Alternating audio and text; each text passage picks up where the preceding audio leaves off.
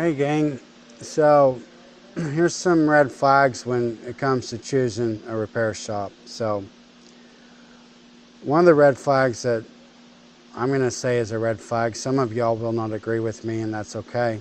I'm a big boy, I can take it. But how do they answer the phone? I've literally called shops in other parts of the nation. I've called lots of different shops in the years, and some of them will greet with like, or it's just super unprofessional greeting, and they act like you're the biggest pain point in their day whenever you call and ask, hey, I've got my brakes are making a squeaking noise, or I've called shops because maybe I'll have a customer across the nation somewhere and I'm needing them to take a look at a vehicle for me or something like that, and they're just like, oh no, we're too busy. I've had shops tell me it'll be at least 2 weeks before I can even look at that. Different things like that. But how do they answer the phone, and do they sound like they want to help you? If it's a person that actually cares about who they're talking to on the other end of the phone, that's a step in the right direction that we're probably going to deal with a good shop. Years past, this is another thing is maybe the shop will refuse to give you a written estimate or invoice. We do paperwork on every single vehicle that comes in the shop. The only exception is if you come by and say, can you put a little bit of air in my tire? We will air up your tire for free, and we probably won't create a repair order on that.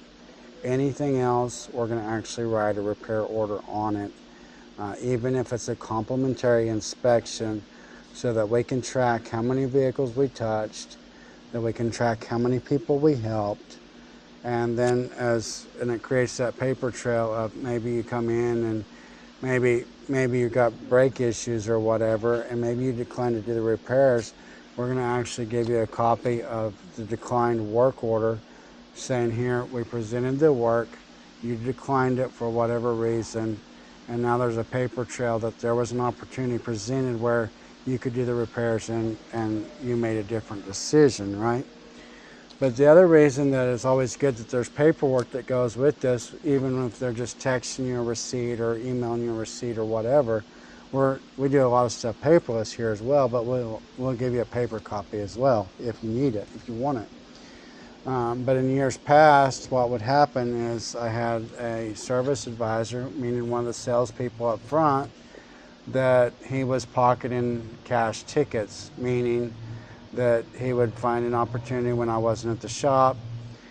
Somebody would come in and pay cash, and maybe he wouldn't create a repair order and he would just pocket the cash.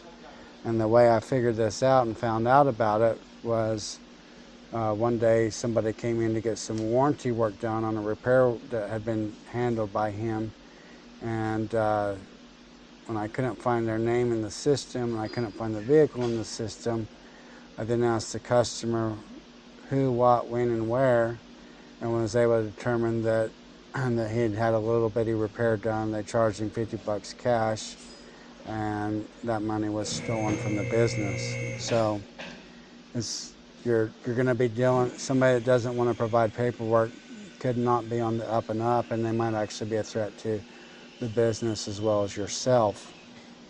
Other red flags to look for is like, how disorganized and how dirty is the shop, right? Just because it is a shop, it's a shop environment. It's got oil in it, and it's got dirt, and it's got nasty cars, broken cars, oil leaks, all kinds of stuff, right? But is there at least an effort to keep it clean? Is there an effort to keep it organized? Is there an effort to keep the bathrooms clean? Is there toilet paper on the toilet paper roll, right?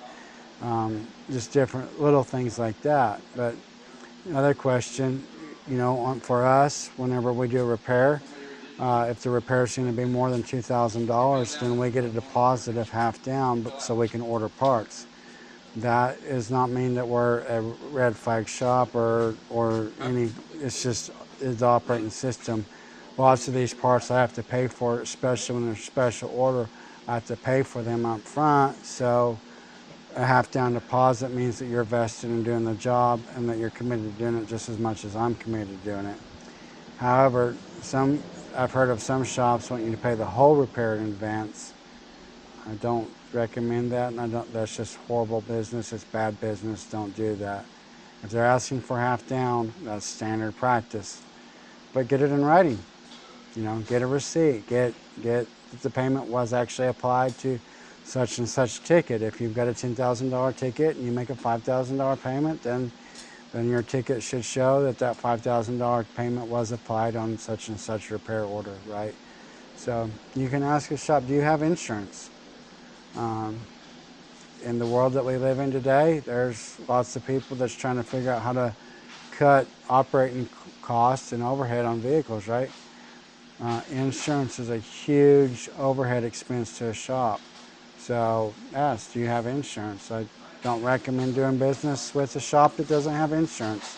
Is your vehicle insured? Should something catastrophic happen to it after it leaves? Forbid that the brakes don't work, or a tire comes off, or a wheel falls off while you're driving down the road and there's an accident. You want to make sure that the shop has the financial backing to stand with you through those difficult circumstances. So those are a few of the things that come to the top of my mind. Tell me, has there been a shop that you've had an unpleasant experience with? What was it? Why? And at what point was it that you knew that you was dealing with somebody that was not on the up and up? And then vice versa. Tell me about a time that you dealt with a shop and that you instantly knew that they was a reputable company, that they was going to take good care of you, and that you valued and that you meant something as a customer. How well did they communicate?